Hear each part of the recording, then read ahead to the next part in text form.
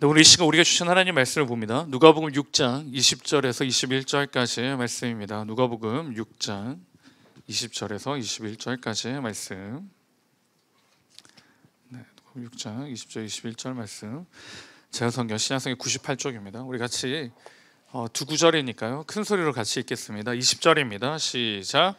예수께서 눈을 들어 제자들을 보시고 이르시되 너희 가난한 자는 복이 있나니 하나님의 나라가 너희 것이며 지금 줄인 자는 복이 있나니 너희가 배부름을 얻을 것이며 지금 우는 자는 복이 있나니 너희가 웃을 것이며. 아멘.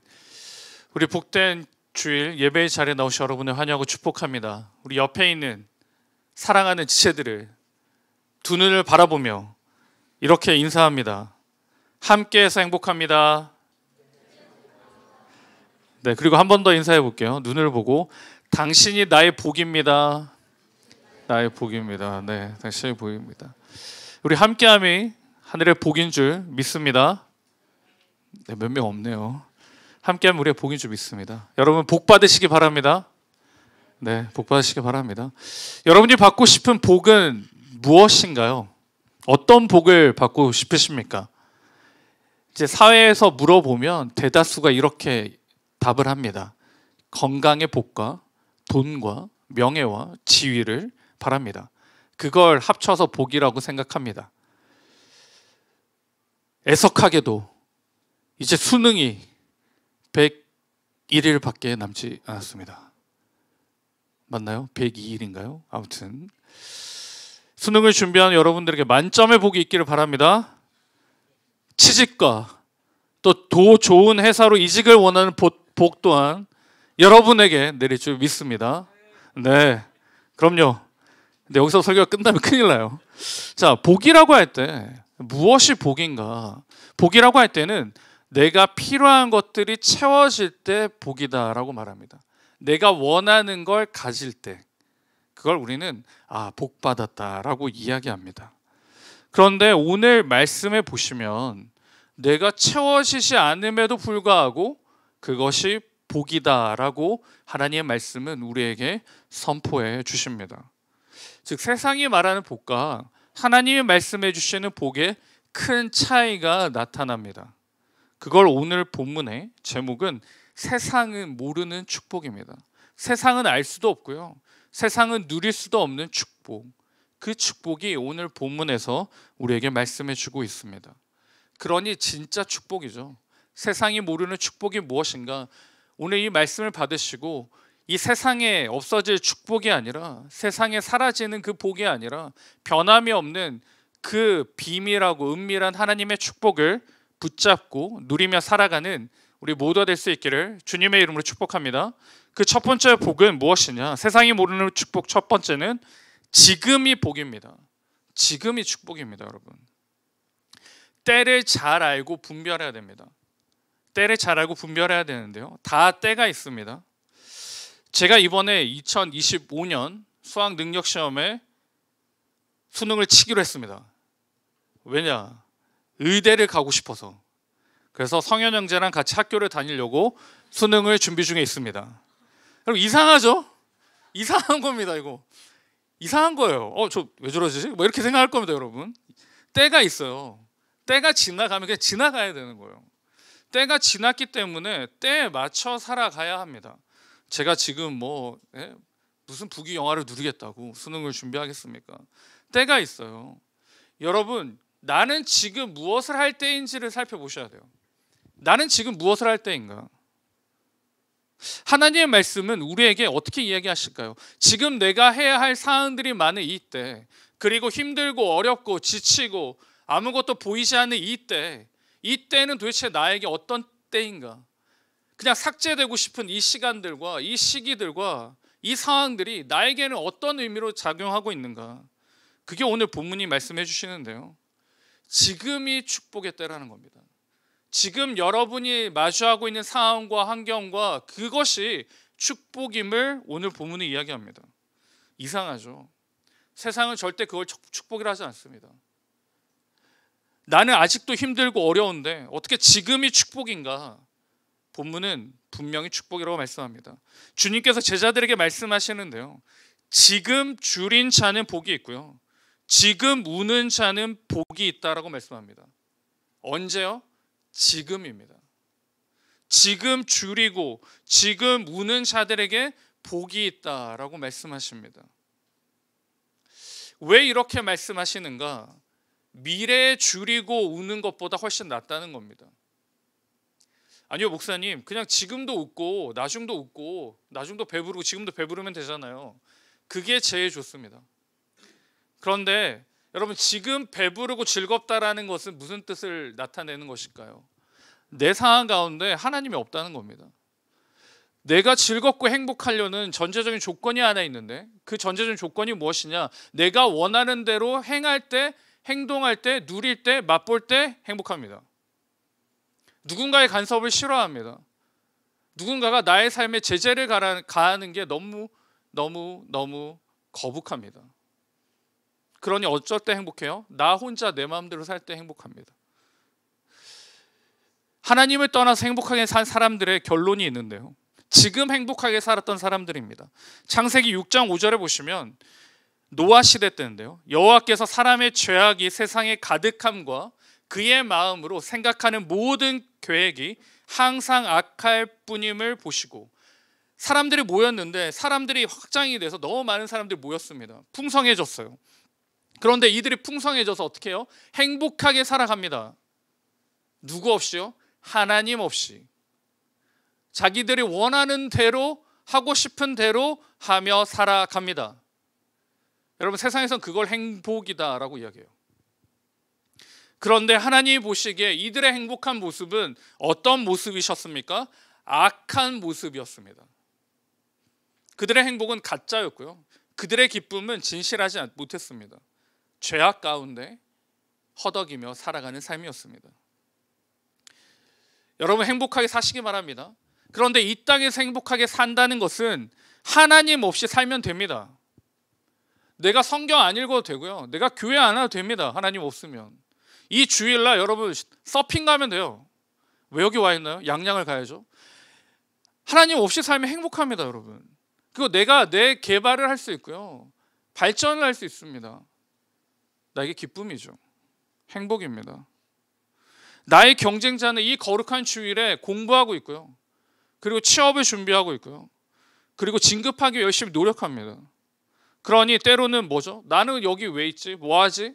불안합니다. 그렇지 행복하지 못한 거죠. 불안도가 높습니다. 하나님의 사람들이 불안도가 높고요, 불평과 불만이 많고요, 그리고 패배의식이 많습니다. 왜 그럴까요? 행복하지 못합니다. 행복하지 못한 거죠. 이도 저도 아니게 살아갑니다. 하나님 앞에 온전히 내가 던져서 행복하게 사는 것도 아니고, 그렇다고 세상에 온전히 던져져 가지고 세상의 행복을 누리는 것도 아니고, 이도 저도 아니게 살아가니까 교회에 와도 힘들고 세상에 나가도 힘들고, 그럼 여러분 어디서 행복을 찾습니까?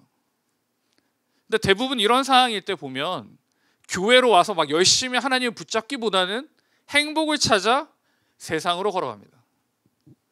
제가 많은 청년들을 볼 때, 고민을 하고 힘들고 어려웠던 지체들을 볼 때, 교회에 와서 열심히 기도하고 하나님 붙잡고 하나님 의지하고 이겨나가는 지체들도 있지만, 많은 지체들은 자신의 행복을 찾아 세상으로 떠납니다. 왜냐하면 거기에 진짜 행복이 있다 생각하기 때문이죠. 창세기 6장 5절에 사람들이 범죄합니다. 행복하게 산 거죠. 그런데 하나님 보시기에 죄악을 행했기 때문에 이들에게는 진노와 진멸뿐입니다. 진짜 행복이 거기가 아니었던 거죠. 그래서 로마서 8장 18절에 보시면 이렇게 고백하시는데요, 같이 한번 읽겠습니다. 생각하건대 현재의 고난은 장차 우리에게 나타날 영광과 비교할 수 없도다. 여러분, 지금 이 시간이 여러분의 고난입니까? 지금 이 시간 여러분의 고통이에요? 하나님을 믿고 예배를 하고 성경 읽고 큐티하고 이 모든 것들이 하기 싫은 상황 가운데 하는 고통과 고난 가운데 있습니까? 그래서 우리에게 이렇게 말씀하시잖아요. 우리의 생각과 뜻을 아시기 때문에 하나님 말씀이 이렇게 인도하십니다. 장차 우리에게 나타날 영광과 비교할 수 없습니다. 근데 우리가 살아갈 때 예배드리고 이 힘든 건 고난이 아니에요. 여기서 말하는 고난이 아닙니다. 이 로마서에서 말하는 고난은 내가 그리스도인으로 살아가면서 부딪히고 그 다음에 깨지고 피해보는 것들의 고난이에요. 내가 하기 싫어서의 고난이 아닙니다. 이해하셔야 돼요. 내가 하기 싫어서 고난받는 게 아니에요. 내가 그렇게 살아낼 때 당하는 것들이 고난으로 나타나는 거예요. 우리랑 좀 범주가 다르죠. 어쨌거나 세상은 이 시간들을 고난으로 봅니다.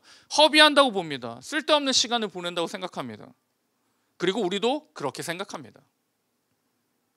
왜요? 이 시간들이 의미가 없기 때문이죠. 의미를 발견하지 못합니다.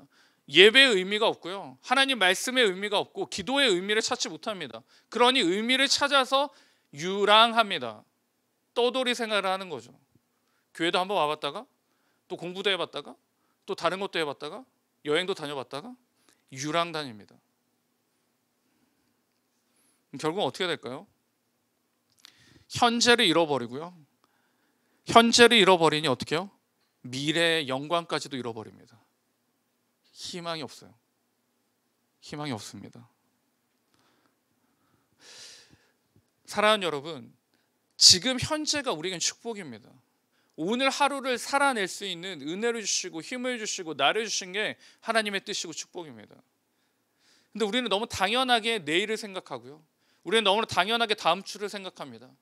그래서 오늘 예배 안 드려도, 오늘 말씀 안 읽어도, 오늘 기도 안 해도 내일 하면 된다고 생각합니다. 내일이 있나요? 자, 여러분 눈을 감아보세요. 이게 여러분의 미래예요. 눈 뜨세요. 내일은 몰라요, 여러분. 지금 1시 뒤도 잘 모르잖아요. 내일이 어떻게 내가 일어날 거라고 생각합니까? 어느 누구도 내일 내가 눈을 감을 거란 생각하는 사람이 아무도 없을 거예요. 내일은 없습니다, 여러분. 그러니 오늘 이 축복 가운데 하나님과 교제하고 은혜를 누리며 살아가는 겁니다. 내 앞에 놓여져 있는 문제들과 그걸 한탄하며 시간을 보내는 게 아니고요. 그래서 말씀이 이렇게 우리에게 다시 안내하시는데요. 마태복음 6장 34절입니다. 그러므로 내일 일을 위하여 염려하지 말라. 내일 일은 내일이 염려할 것이요 한날의 괴로움은 그날로 족하도다. 지금 하나님을 알고 같이 하나님과 살아가는 저와 여러분에게는 이 지금이 현재가 영생의 시간입니다. 영생은 곧 유일하신 자, 그가 보내신 자 예수 그리스도를 아는 것이다. 영생은 아는 거예요. 그리고 그 주님과 함께 걸어가는 시간이 영생의 시간입니다. 그러니 지금이 우리에겐 축복의 시간이에요. 그런데 하나님을 알지도 못하고 하나님과 함께 걸어가지 못하는 이 시간들은, 이 현재는 우리에게는 진노고 절망이고 패망의 길입니다. 축복이 될 수 없어요. 다시 질문합니다. 여러분의 지금 현재의 시간은 축복입니까? 네, 축복이 되길 바랍니다. 축복이 되길 바랍니다. 하나님과 함께 그 영생의 길을 걸어가는 게 지금이 나의 축복의 길인 줄 믿습니다. 내가 아무리 세상에 열심히 녹아들고요, 세상의 일들을 감당해도 제일 마지막은 여러분 불 보듯이 뻔하잖아요. 진노고 멸망입니다. 누가 승리자일까요? 누가 진짜 승리자입니까? 누가 진짜 승자인가요? 이렇게 살아가는 사람이 승자입니다. 보여주세요. 네, 뭐라고 나오나요? 마지막에 웃는 사람이 승자입니다. 마지막에 누가 웃을까요? 바로 그리스도인들이 웃는 겁니다. 지금 현재를 영생으로 살아내는 저와 여러분, 그리고 다시 오실 그 주님의 재림 가운데 기뻐하고 영광을 돌리며 찬양할 사람이 이 땅의 승리자입니다. 지금은 내가 패배자인 것처럼 보이고, 지금은 내가 아무것도 아닌 것처럼 보이지만 이 시간들이 나에게는 나중에 영광의 시간이 될 줄 믿습니다. 사랑하는 여러분, 오직 지금 이 시간, 모든 분주한 상황 가운데 그리고 일정 가운데 하나님을 바라보시기 바랍니다. 영생의 삶을 사세요. 하나님과 함께 걸어가시기 바랍니다. 그 영생의 길이 우리에겐 축복이고 은혜인 줄 믿습니다. 오늘부터 우리 하루하루의 삶이 축복의 삶이, 그리고 그 영생의 삶으로 살아가시는 저 우리 모두가 될 수 있기를 주님의 이름으로 축복합니다. 아멘. 둘째는 결핍이 복입니다. 결핍이 복이다. C.S. 루이스라는 사람이 이런 말을 남겼습니다. 같이 한번 읽을게요. 시작. 우리의 최상의 소유는 결핍이다. 우리가 가지고 있는 최상의 소유는 다른 어떤 것보다도 결핍이다라고 말합니다. 결핍이 내가 가지고 있는 것의 최고다? 이해가 되십니까? 성경에 기록된 사람들을 볼 때 결핍이 있는 사람들이 하나님의 사람이었어요. 결핍이 있는 사람들이 하나님의 사람이었습니다. 결핍이 없는 사람은 하나님의 사람이 되지 못했습니다. 결핍이 있는 사람만이 하나님께 부르짖고요. 결핍이 있는 사람만이 하나님만을 의지하고 하나님만을 붙듭니다.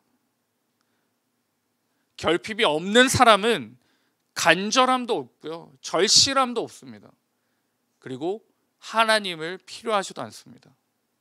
그런데 진짜 그 사람들이 결핍이 없을까요? 아니요. 발견을 못하는 겁니다. 눈과 귀가 어두워졌기 때문에 발견을 하지 못합니다. 오늘 본문에 보시면 가난한 사람이 복이 있다라고 말씀하는데요. 세상적 사고에서는 가난하다라고 할 때는 결핍이 있다, 그리고 실패하고 연약함을 이야기합니다. 이게 복되다. 왜 이게 복되다고 하는가? 여러분 어떻게 나가서 사업을 하는 친구들이랑 카페를 하는 친구가 망했어요. 제 아는 망했어요. 망했는데 가서 야, 참 복되다, 다행이다 라고 하면 어떻게 할까요? 싸움 납니다, 여러분. 이제 수능을 앞둔 친구들 말고 이제 시험을 쳤잖아요. 점수가 완전 형편없게 나왔어요. 야, 복되다, 야, 복 받았다 너. 이러면 어떻게 돼요? 머리끄댕이 잡혀요. 세상에서는 이걸 복되다고 하지 않습니다, 여러분. 복 받았다라고 말하면 안 돼요. 그러나 하나님의 말씀은 이게 복이다라고 이야기해요. 마태복음 5장 3절인데 심령이 가난한 자는 복이 있나니 천국이 그들의 것입니다 라고 말합니다. 천국이 누구의 것인가? 심령이 가난한 자만이 받는 복입니다. 가난하다의 원어는 푸토코스라는 단어를 사용하는데 1차적으로 물질적으로 가난하거나 마음이 허전한 자를 이야기하기도 하고요. 제일 기본적인 건 영적으로 가난함을 이야기합니다. 영적으로 가난함. 하나님을 향한 가난한 마음, 하나님을 사모하는 마음, 그리고 하나님만을 의지하는 마음, 그 마음을 가진 사람을 심령이 가난한 자, 가난한 상태를 말합니다. 그런데 오늘 누가복음에 보시면 심령이 없죠. 그냥 가난한 자입니다. 즉 심령이 가난한 뿐만 아니라 우리의 생활 속에서도 가난한 상태를 말합니다. 이 사람들이 왜 복된가? 자기가 당하고 있는 어려움과 힘듦을 세상에 호소할 데가 없어요. 나의 말을 들어주지 않습니다. 가난하기 때문이죠.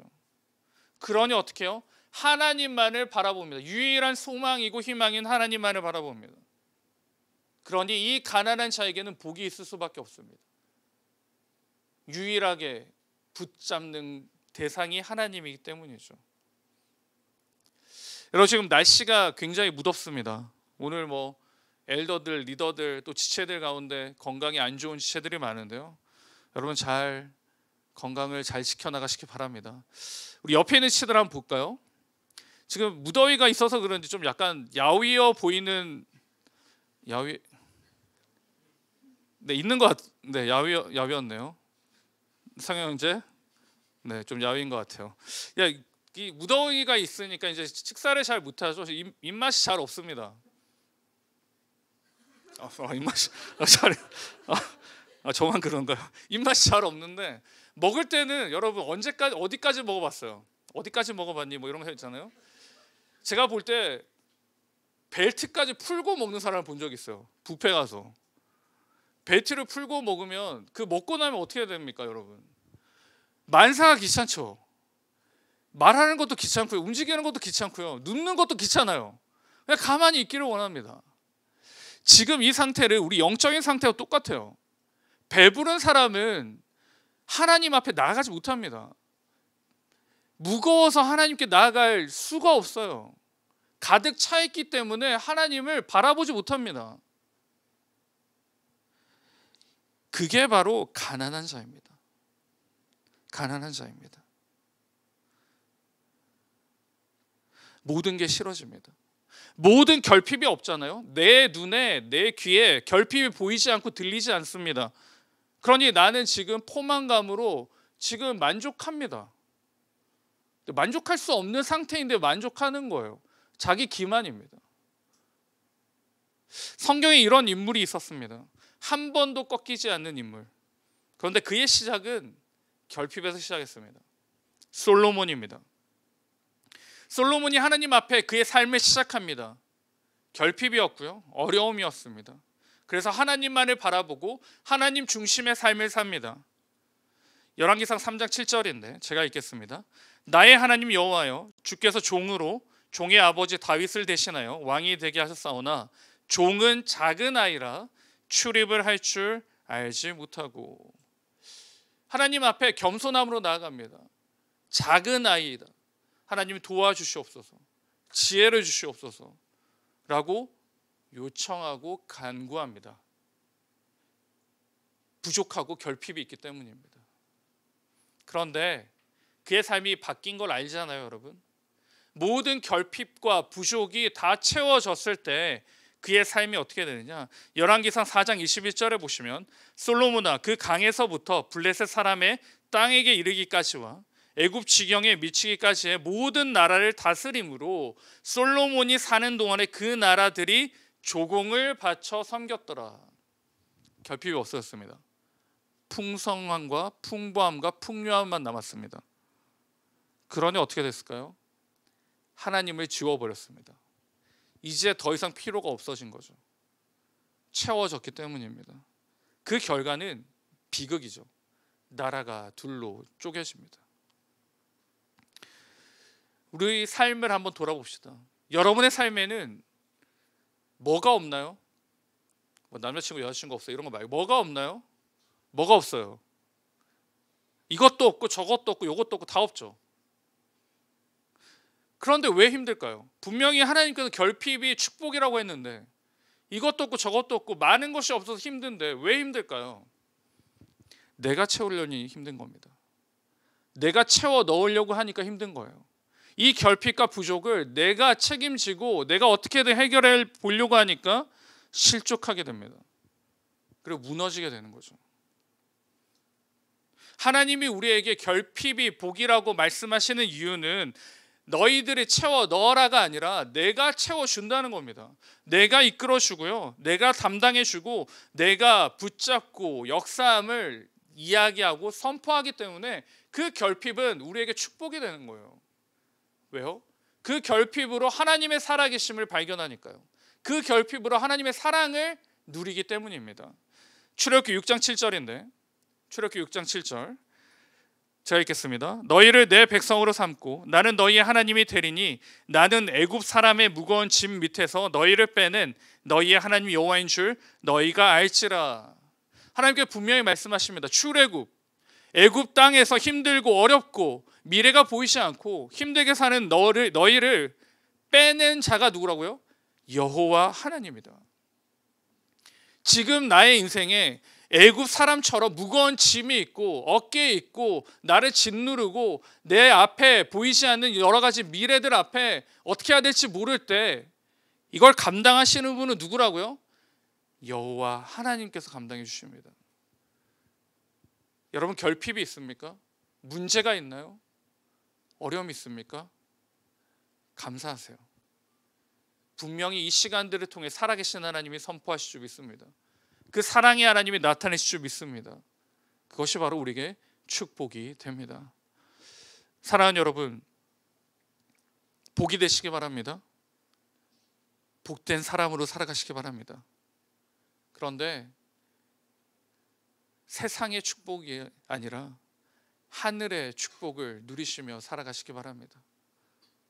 세상도 모르는 축복, 오직 우리만이 누리는 유일한 하늘의 축복, 그 축복을 붙들고 살아가실 때 나의 삶은요 실패와 실족과 실망이 아니라요 하나님의 살아계심을 나타내는 증거의 삶이 될 줄 믿습니다. 그 하나님의 증거의 삶이 저와 우리 모두의 삶이 될 수 있기를 주님의 이름으로 축원드립니다.